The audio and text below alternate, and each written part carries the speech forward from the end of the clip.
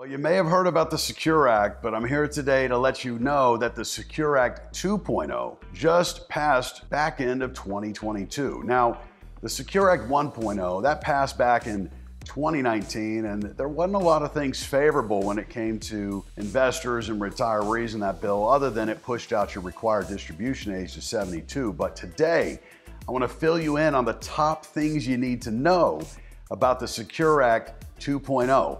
Let's dive in.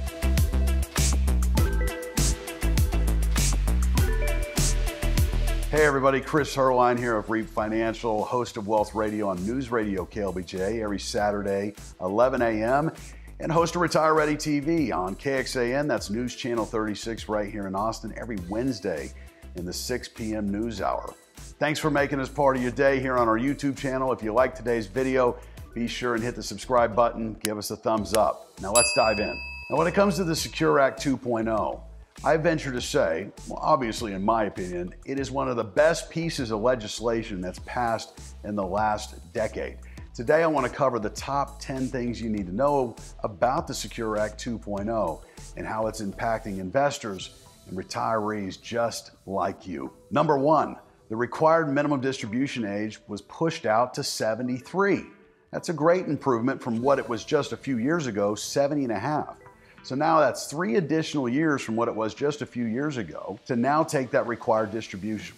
And for those of you born 1960 or after, your new RMD age is 75. Now that's exciting for you planners out there because this is allowing you now to stretch out your conversion quite possibly over more years. By doing that, you're going to do smaller conversions potentially, which means smaller tax bites. So it's giving you more flexibility, more time to reposition your wealth, have greater control of your taxes. Number two, before this law passed, the stiffest penalty in the IRS code was if you were to miss taking your required distribution, or if you underestimated how much you should have taken. It was a 50% penalty, the stiffest in the IRS code, like I mentioned.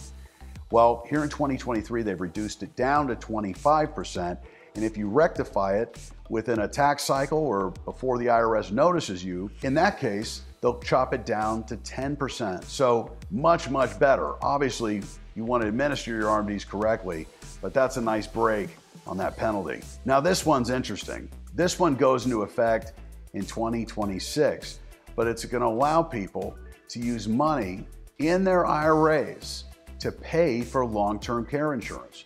When it comes to long-term care insurance, a lot of people don't think about it until maybe they see their very own parents need that kind of coverage. I'm talking about home health care, nursing home care, long-term care. And in cases like that, the money can go quick. So more and more people today are looking into long-term care policies to cover them in late life. You know, if you're married, there's a 50% chance one of you spouses will need the coverage. So in the new law, it states that if you're under 59 and a half, you can use money in your IRA to pay for your long-term care premiums up to $2,500 a year, that's per person, without incurring the 10% penalty. Well, that's important because a lot of individuals considering long-term care may look to take it out in their 50s because they can lock in more affordable rates, and you can use these pre-tax IRA dollars to pay for the premiums up to $2,500 a year. Now, a lot of the questions I'm getting are, hey, do I have to pay taxes on that distribution I take to pay the premiums? Yes, you will still have to pay taxes, but no penalty if you're under 59 and a half, so that's a good one. In past years, the employer contribution or employee match to your 401k could only be made to the traditional 401k portion.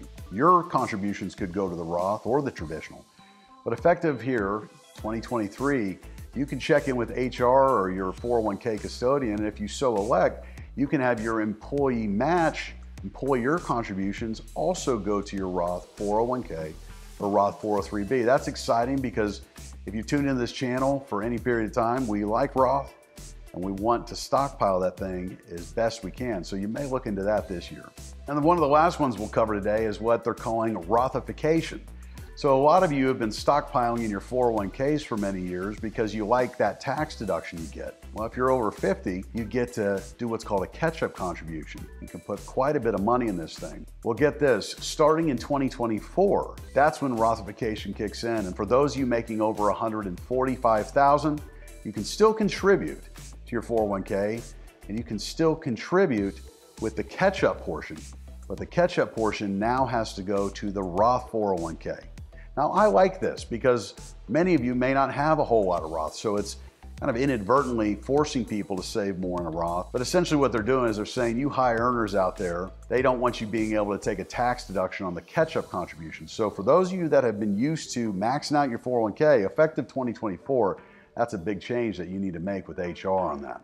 Now, there's several more great provisions in the bill, and that's why I want you to get your hands on our new report for 2023, the 10 things to know about the Secure Act 2.0. Email me right now, retire@reapfinancial.com. My team will have it on its way to your inbox. You can see it right here on the screen. Don't hesitate. Email me now, retire@reapfinancial.com. My team will have it on its way to your inbox.